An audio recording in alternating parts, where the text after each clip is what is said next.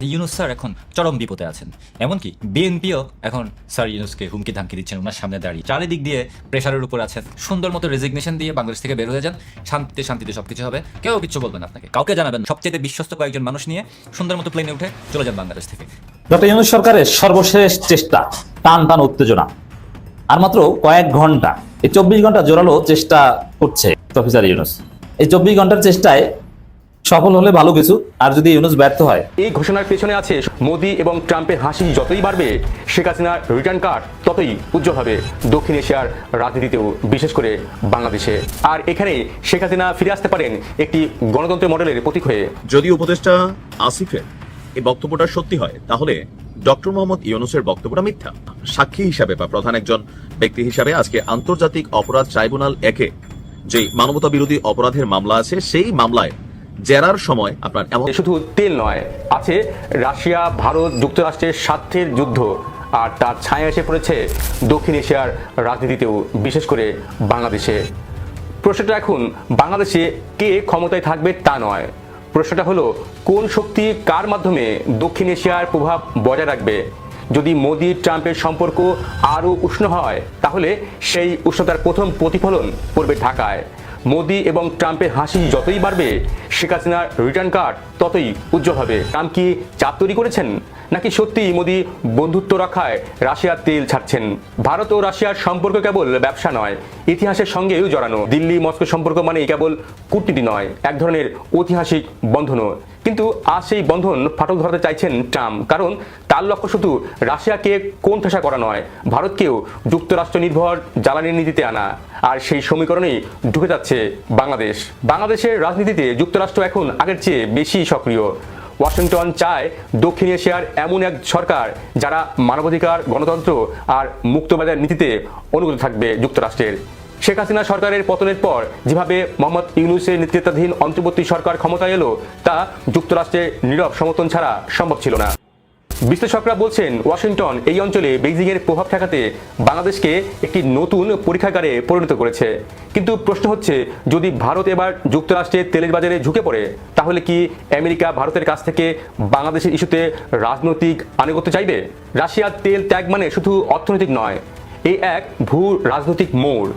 ভারত যদি যুক্তরাষ্ট্রের Asia Pacific ব্লকে ঢুকে পড়ে, তাহলে দক্ষিণ এশিয়া তার অবস্থান আরও শক্ত হবে।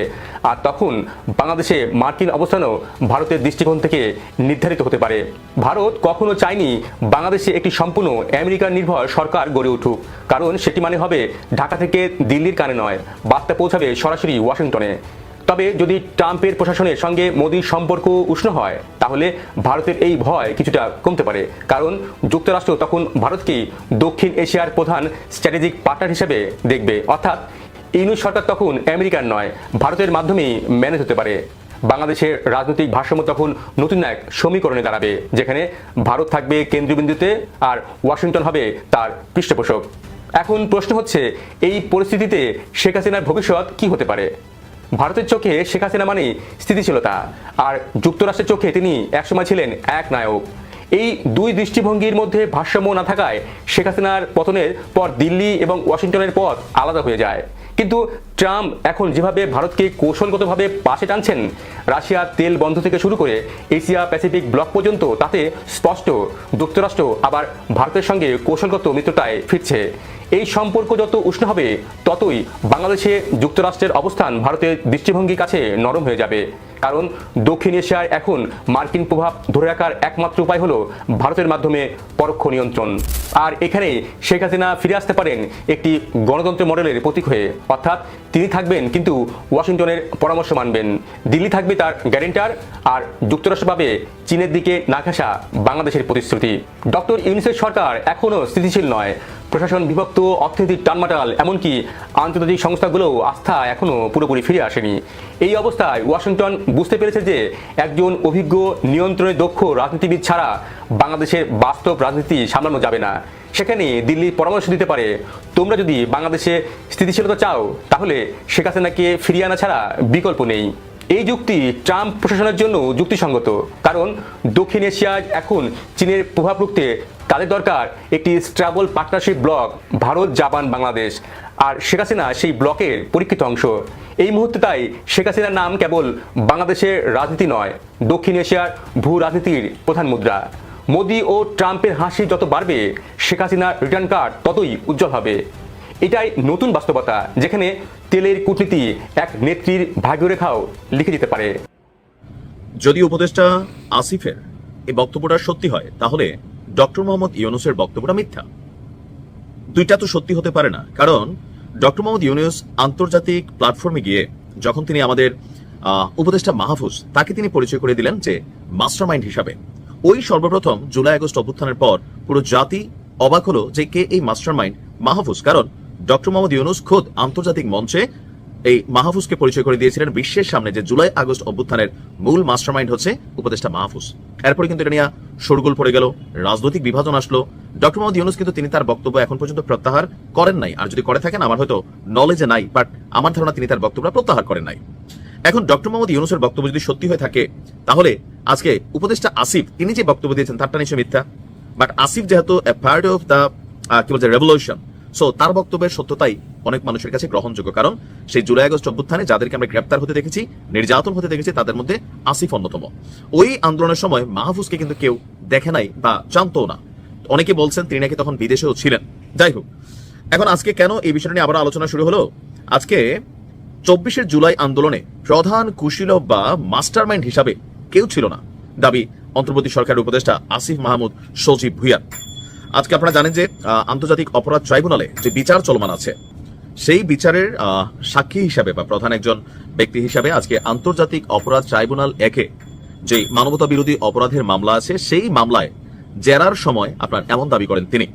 বিকেল 3টার পর ট্রাইব্যুনাল একের চেয়ারম্যান বিচারপতি মোহাম্মদ গোলাম মুর্তুজা মজুমদারের নেতৃত্বাধীন 3 সদস্যের বিচারিক প্যানেলে এই মামলায় টিএমপির সাবেক কমিশনার হাবিবুর রহমান সহ 8 জনের বিরুদ্ধে সাক্ষ্য দেয় আসিফ মাহমুদ।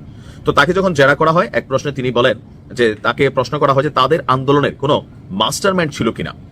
জবাবে আসিফ বলছে যে গত বছরের 5 জুন কোটাপথা পুনর্বহালের রায়ের পর আমরা 58 জন সমন্বয়ক সহ সমন্বয়ক মিলে বৈষম্য বিরোধী ছাত্র আন্দোলনের ব্যানারে আন্দোলন শুরু করি। এতে কোনো রাজনৈতিক দলের ইন্ধন ছিল না, আন্দোলনের প্রধানও কেউ ছিল না, সমন্বয়কদের সবার মর্যাদা সমান ছিল। তো যোগাযোগের মাধ্যম কি ছিল? যোগাযোগ মাধ্যম হিসেবে তারা ফেসবুক এবং হোয়াটসঅ্যাপ ব্যবহার করেছে। তো বা এই এক দফা যে দাবি ছিল, এটার বিপক্ষে কোনো বিদেশি কোনো শক্তি অথবা কারো হাত ছিল কিনা, যে মাস্টারমাইন্ড ইস্যুটা যেহেতু আসছে। তো আসিফের বক্তব্য, এক দফা কর্মসূচি ঘোষণার পেছনে কোনো বিদেশি ইন্ধন ছিল না, আমরা নিজেরাই এই সিদ্ধান্ত নিয়েছি। এছাড়া আন্দোলনকারীরাই আন্দোলনের খরচের জন্য ফান্ড তৈরি করেছে। তাহলে প্রশ্ন হচ্ছে যে মাস্টারমাইন্ড ইস্যুটা নিয়ে আমার মনে হয় আমাদের প্রধান উপদেষ্টা তিনি যে বক্তব্য দিয়েছেন, তার এই বক্তব্য নিয়ে সারা বাংলাদেশে তোলপাড় হয়েছে, রাজনৈতিক দলগুলোর সাথে ওনার দূরত্ব হয়েছে। তখন সবাই ভাবতো এনসিপির উত্থান বা এই দলটাকে তৈরির পেছনে ডক্টর ইউনূসের দূরভিসন্ধি আছে, কিন্তু যত দিন যাচ্ছে বিষয়গুলো ক্লিয়ার হয়ে যাচ্ছে। আমার কাছে মনে হয় না যে এই আন্দোলনের কোনো মাস্টারমাইন্ড ছিল। আর উপদেষ্টা মাহফুজ তিনি আসলে বিএনপি ঘরানার, এটা তো স্পষ্ট এখন প্রমাণিত। আর বাট তিনি এই আন্দোলনটার মধ্যে কিভাবে আইসা এই উপদেষ্টা পদ পাইলেন? আমরা চলমান আন্দোলন যখন ছিল, এই মাহফুজকে কিন্তু এভাবে কেউই চিনতাম না। তার নামেও বিভিন্ন কনফ্লিক্ট আছে, হেজবুত তাহরির সহ বিভিন্ন সংগঠনের সাথে সম্পর্ক। তো সবকিছু মিলিয়ে মাহফুজ কিন্তু এখনো রহস্যময় একটা ক্যারেক্টার, যে কিভাবে তার এখানে এন্ট্রি, ইভেন এত বড় একটা জায়গায় বসা।